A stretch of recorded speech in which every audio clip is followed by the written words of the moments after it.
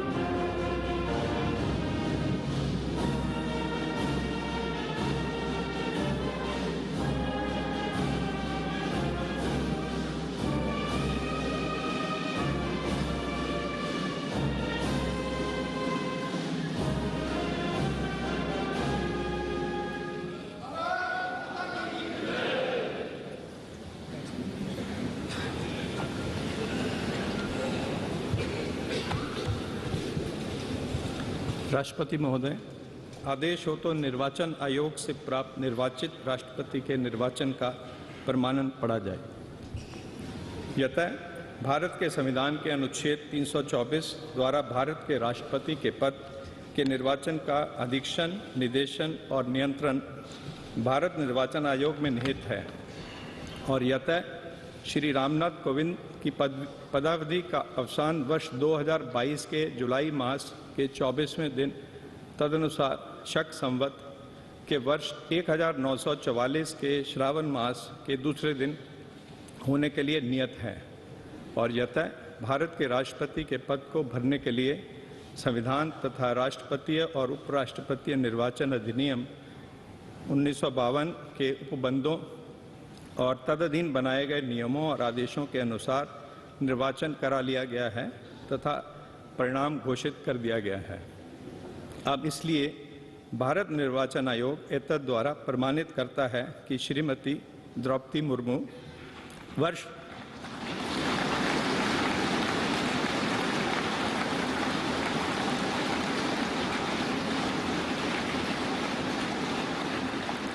वर्ष 2022 के जुलाई मास के 21वें दिन तदनुसार शक संवत के वर्ष 1944 के आषाढ़ मास के 30वें दिन भारत के राष्ट्रपति पद के लिए सम्यक रूप से निर्वाचित हो गई हैं।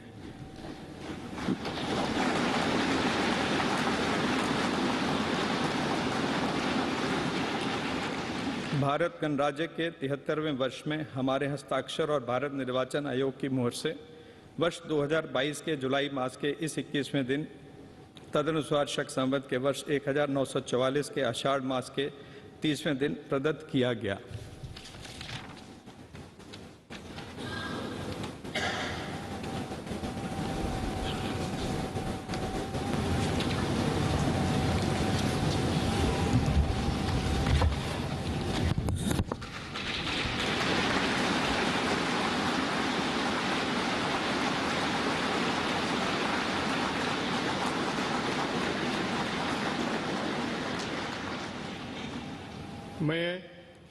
मैं द्रौपदी मुर्मू ईश्वर की शपथ लेता हूँ कि मैं श्रद्धापूर्वक भारत के राष्ट्रपति के पद का कार्यपालन करूंगी तथा अपनी पूरी योग्यता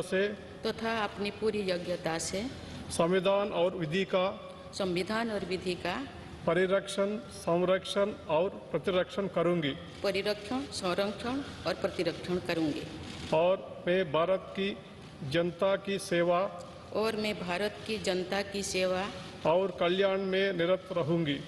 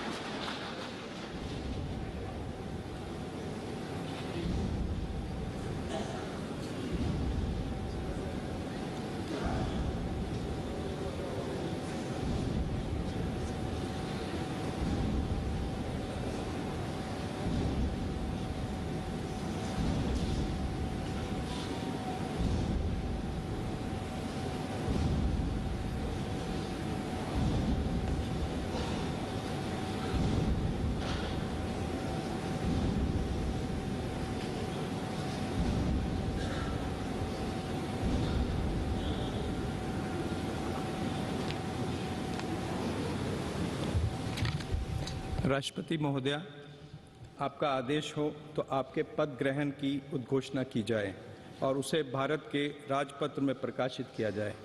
इसकी सूचना प्रमुख सेना केंद्रों तथा विदेश स्थित सभी भारतीय मिशनों, राज्य सरकारों तथा संघ शासित प्रदेशों क्षेत्रों के प्रशासकों को भेजी जाए। भारत सरकार के सभी मंत्रालयों और विभागों को भी सूचना तथा आवश्यक आदेश जारी करने हेतु भेजा जाए।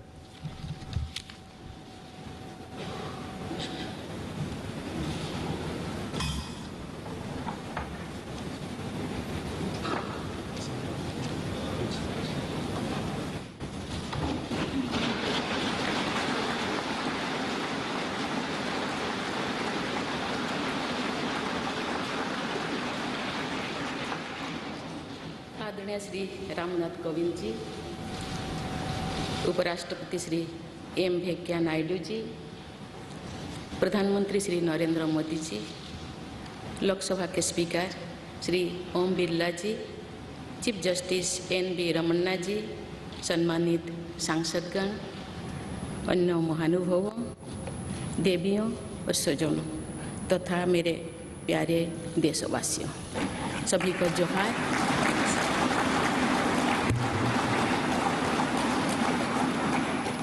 भारत के सर्वोच्च संवैधानिक पद पर निर्वाचित करने के लिए मैं सभी सांसदों और सभी विधानसभा सदस्यों का हार्दिक आभार व्यक्त करती हूँ।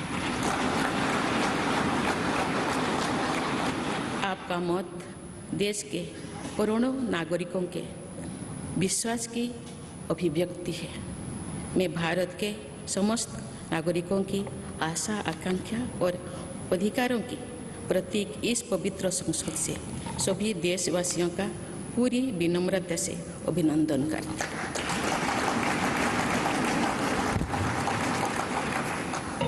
आपकी आत्मीयता, आपका विश्वास और आपका सहयोग मेरे लिए इस नए दायित्व का निभाने में मेरी बहुत बड़ी ताकत रहेगी। मुझे राष्ट्रपति के रूप में देश ने एक ऐसे महत्वपूर्ण कालखंड में चुना है जब हम अपनी आज़ादी का अमृत महोत्सव मना रहे हैं।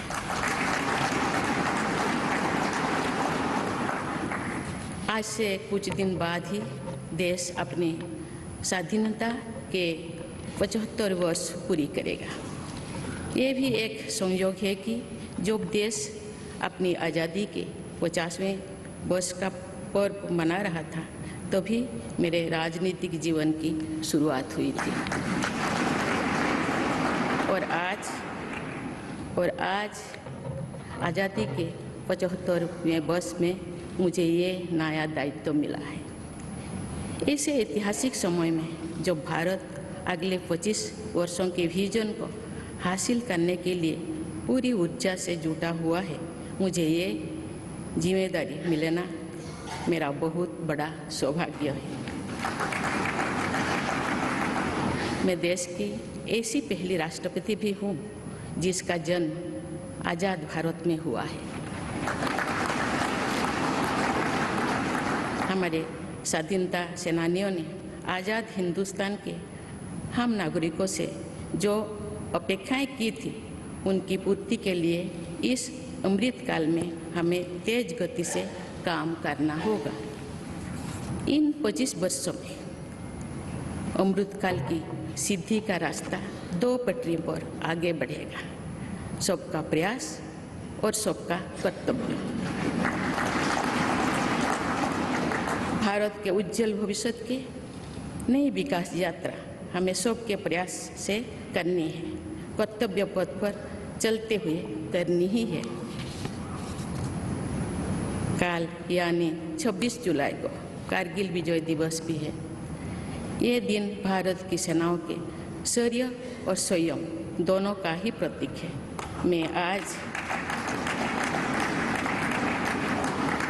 मैं आज देश की सेनाओं को तथा देश के समस्त नागरिकों को कारगिल विजय दिवस की अग्रिम शुभकामनाएं देती हूँ। देवियों और स्वजनों, मैंने अपनी जीवन यात्रा पूर्वी भारत में ओडिशा के एक छोटे से आदिवासी गांव से शुरू की थी। मैं जिस पृष्ठभूमि से आती हूँ, वहाँ मेरे लिए प्रारंभिक शिक्षा प्राप्त करना भी एक सपने जैसा ही था। लेकिन अनेक बाधाओं के बावजूद मेरा संकल्प दृढ़ रहा और मैं कॉलेज जाने वाली अपने गांव की पहली बेटी थी।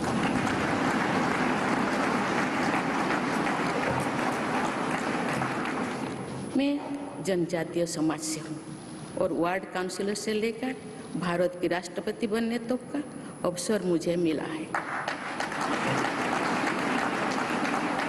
ये लोकतंत्र की जननी भारतवर्ष की महानता है।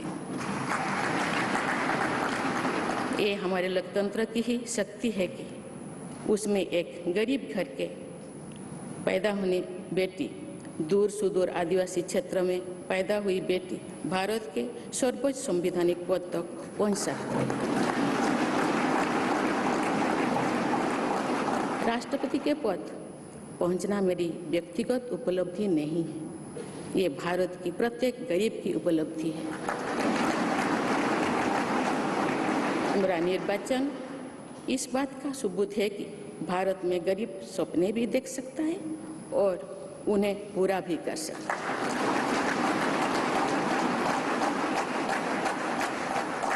और ये मेरे लिए बहुत संतोष की बात है कि जो सदियों से वंचित रहे, जो जीवन विकास के लाभ से दूर रहे, वे गरीब, दलित, पिछड़े तथा आदिवासी मुझे ये अपना प्रतिबिंब देख सकते हैं। मेरे इस निर्वाचन में देश के गरीब व का आशीर्वाद शामिल है। देश की करोड़ों महिलाओं और बेटियों के सपनों और सामर्थ्य की झलक है।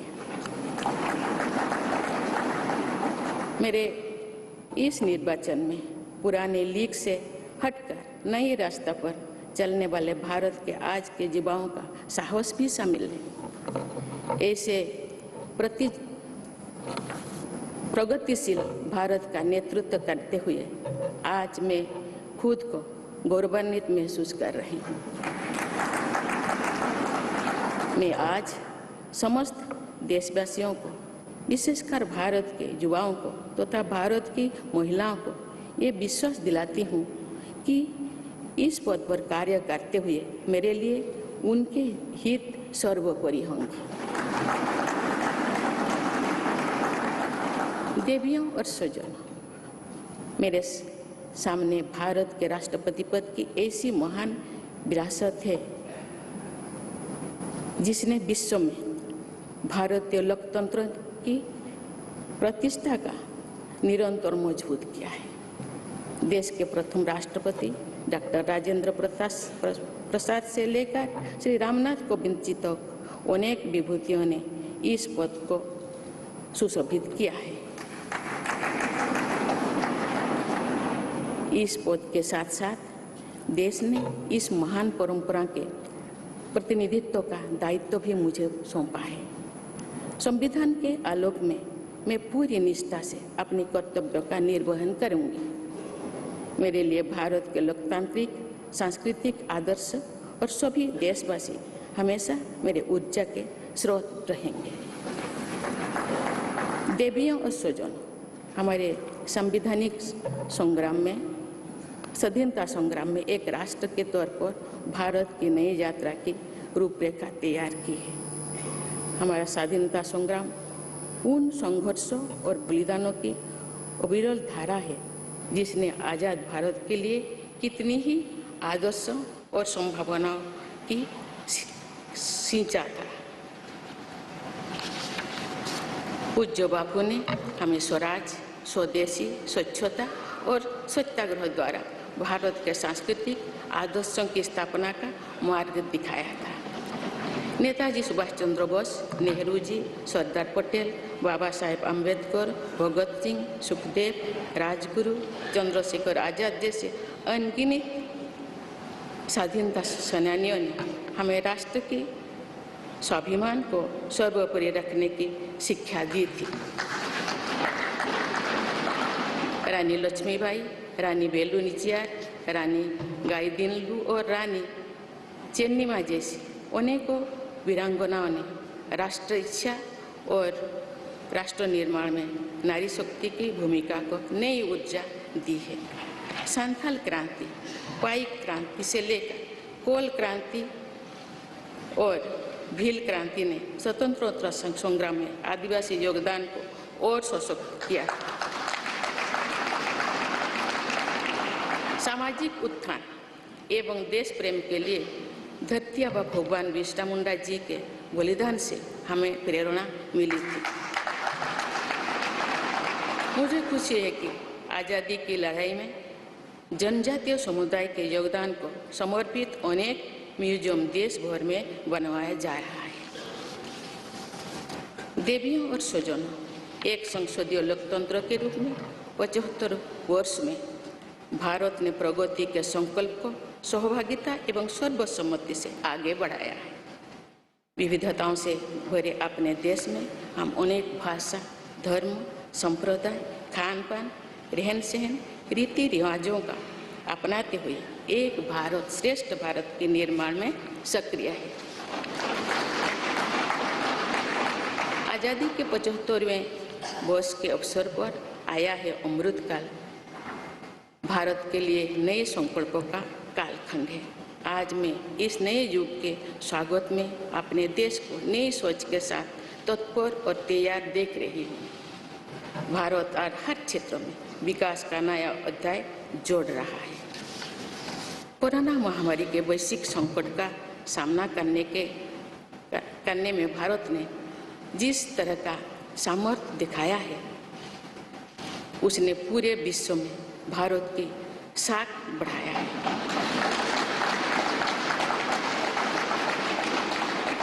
हम हिंदुस्तानियों ने अपने प्रयासों से न सिर्फ इस वैश्विक चुनौती का सामना किया, बल्कि दुनिया के सामने नए मापदंड भी स्थापित की।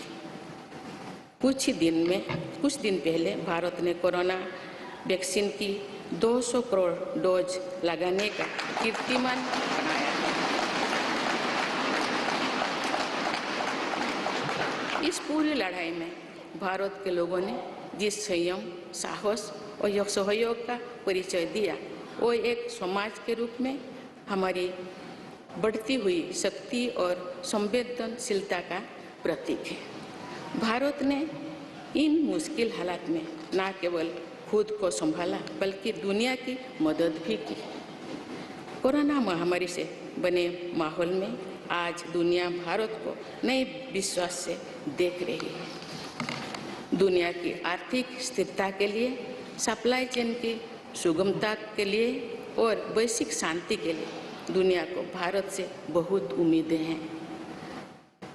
आगामी महीनों में भारत अपनी अध्यक्षता में G20 ग्रुप की मेजबानी भी करने जा रही है। इसमें दुनिया के 20 बड़े देश भारत की अध्यक्षता में वैश्विक विषयों पर मंथन करेंगे। मुझे विश्वास है भारत में होने वाले इस मंथन से जो निष्कर्ष और नीतियां निर्धारित होंगे, उनसे आने वाले दशकों की दिशा तय होगी। देवियों और स्वजनों, दशकों पहले मुझे रायरंगपुर में श्री अरबिंदो इंटीग्रल स्कूल में शिक्षक के रूप में कार्य करने का अवसर मिला था। कुछ ही दिनों के बाद श्री अरबिंदो जी की 150वीं जन्म जयंती मनाई जाएगी। शिक्षा के बारे में श्री अरबिंदो के विचारों ने मुझे निरंतर प्रेरित किया है। जनप्रतिनिधि के रूप में विभिन्न पदों पर कार्य करते हुए और फिर राज्यपाल के रूप में भी मेरा शिक्षण संस्थानों के साथ सक्रिय जुड़ाव रहा है। मैंने देश के युवाओं के उत्साह और आत्मबल को करीब से देखा है।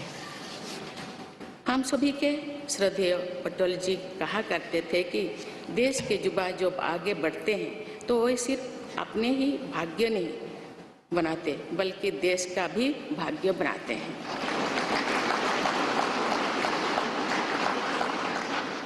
आज हम इसे सोच होते देख रहे हैं। वोकल फॉर लोकल से लेकर डिजिटल इंडिया तक हर क्षेत्र में आगे बढ़ रहा आज का भारत विश्व के साथ कदम से कदम मिलाकर औद्योगिक क्रांति 4.0 के लिए पूरी तरह भारत तैयार है। रिकॉर्ड संख्या में बन रहे स्टार्टअप्स में नए नए इनोवेशंस में दूर सुदूर क्षेत्रों में डिजिटल टेक्नोलॉजी की स्वीकार्यता में भारत के युवाओं की बड़ी भूमिका है। बीती वर्षों में भारत ने जिस तरह महिला सशक्तिकरण के लिए निर्णय लिए हैं, नीतियां बनाई गई है, इससे भी देश में एक नई शक्ति का संचार हुआ है। मैं चाहती हूँ कि हमारी सभी बहनें व बेटियां अधिक से अधिक सशक्त हो तथा वे देश के हर क्षेत्र में अपना योगदान बढ़ाती रहें। मैं अपने देश के युवाओं से कहना चाहती हूँ कि आप न केवल अपने भविष्य का निर्माण कर रहे हैं बल्कि भविष्य के भारत की नींव भी रख रहे हैं। देश के राष्ट्रपति के तौर पर मेरा हमेशा आपको पूरा सहयोग रहेगा। देवियों और सुजों, विकास और प्रगतिशीलता का अर्थ निरंतर आगे बढ़ना होता है, लेकिन साथ ही अपने अतीत का ज्ञान भी उतना ही आवश्यक है। आज जब विश्व सस्टेनेबल प्लैनेट की बात कर रहे हैं तो उसमें भारत की प्राचीन परंपराओं, हमारे अतीत की सस्टेनेबल लाइफस्टाइल की भूमिका और बढ़ जाती है। मेरा जन्म तो उस जनजातीय परंपरा से हुआ है जिसने हजारों वर्ष से प्रकृति के साथ तालमेल बनाकर जीवन को आगे बढ़ाया है। मैंने जंगल और जलाशयों के महत्व को अपने जीवन में महसूस किया है। हम प्रकृति से जरूरी संसाधन लेते हैं और उतनी ही श्रद्धा से प्रकृति से सेवा भी करते हैं। यहाँ संवेदनशीलता का आज वैश्विक अनिवार्यता बन गया है। मुझे इस बात की प्रसन्नता है कि भारत पर्यावरण संरक्षण के क्षेत्र में विश्व का मार्गदर्शक बन रहा है। देवियों और स्वजन, मैंने अपने अब तक के जीवन में जौन सेवा में ही जीवन की सार्थकता को अनुभव किया है। श्री जगन्नाथ क्षेत्र के एक प्रख्यात कवि भीम भोई जी की कविता की एक पंक्ति है, मो जीवन पचे नर्क के पड़ी था जगत उद्धार।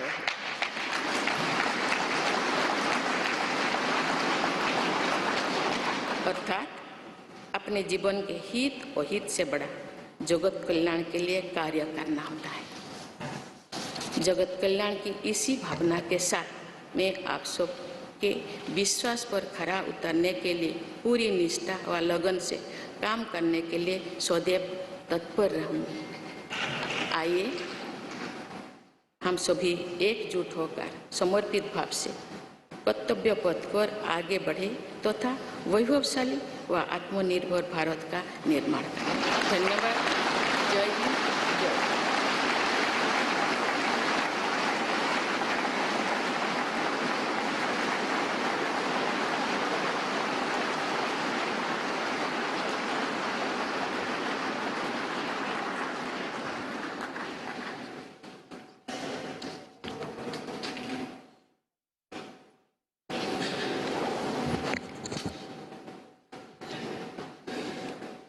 Honorable President, Srimati Draupadi Murmu ji, respected Sri Ramnath Kovind ji, Prime Minister Sri Narendra Bhai Modi ji, Speaker of Lok Sabha Sri Om Birla ji, Chief Justice of India Sri N.V. Ramana ji, respected parliamentarians, other dignitaries, brothers and sisters, and my dear fellow citizens, Namaskar. Madam President, you have just addressed the members of the Parliament. I wish to read a few paragraphs from the English version of the address, and the rest of Rest may be considered as read in view of the time constraint. I express my heartfelt gratitude to all members of Parliament and legislative assemblies for electing me to the highest constitutional post of India. Brothers and sisters, we have to work at a fast pace in this Amrit Kal to fulfill the expectations of our freedom fighters from the citizens of independent India. In these 25 years, the path to attain the goals of Amrit Kal will proceed on two tracks, Sabka Prayas or Sabka Kartavya, everyone's efforts and everyone's duty. The new development journey towards the bright future of India has to be undertaken by our collective efforts following the path of duty. We will be observing Kargil Vijay Divas tomorrow, July 26th. This day is a symbol of both the bravery and the restraint of the Indian armed forces. Today, I extend my best wishes in advance to the armed forces of the country and to all the citizens of India. Brothers and sisters, growth and progress mean continuously marching ahead. But equally important is awareness about one's past. Today, when the world is talking about sustainable planet, the role of India's ancient traditions and sustainable lifestyle becomes more important. I was born in the tribal tradition which has lived in harmony with the nature for thousands of years. I have realized the importance of forests and water bodies in my life.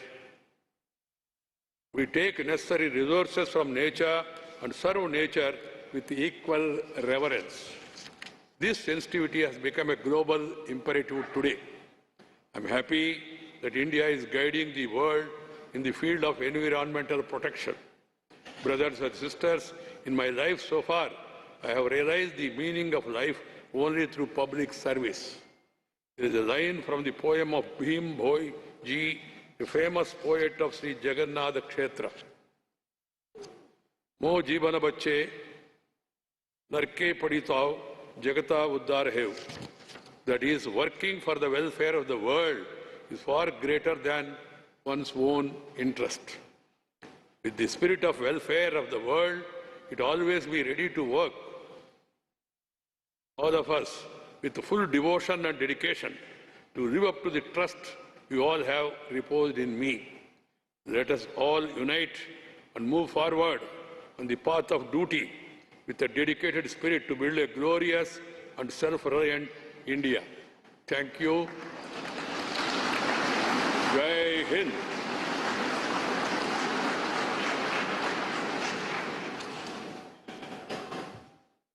राष्ट्रपति महोदय, आपकी आज्ञा हो तो समारोह की कार्यवाही समाप्त की जाए।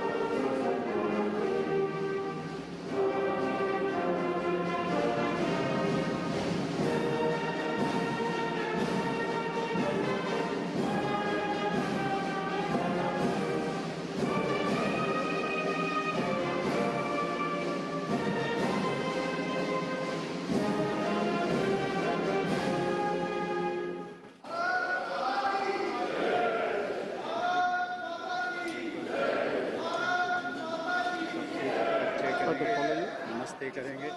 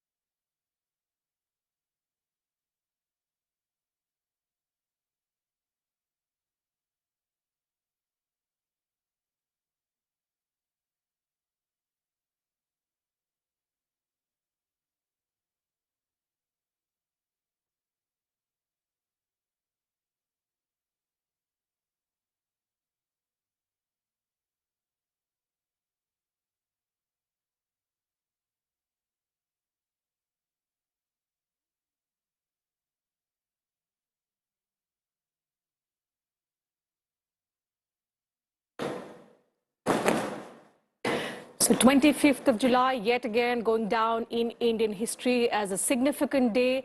The 10th successive president to have been sworn in today. Madam Draupadi Murmu was sworn in as the 15th president of India a short while ago. The oath of office was administered to her by Chief Justice of India, N.V. Ramanna.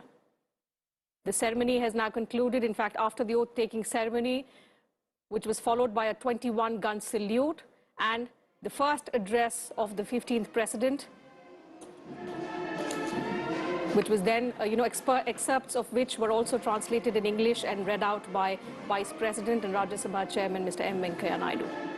The ceremony in the Central Hall of Parliament has now concluded, and as you can see, the 14th President of India, Mr. Ramnath Kovind, the new President, Madam President Murmu, along with other dignitaries now leaving for the Rashtrapati Bhavan.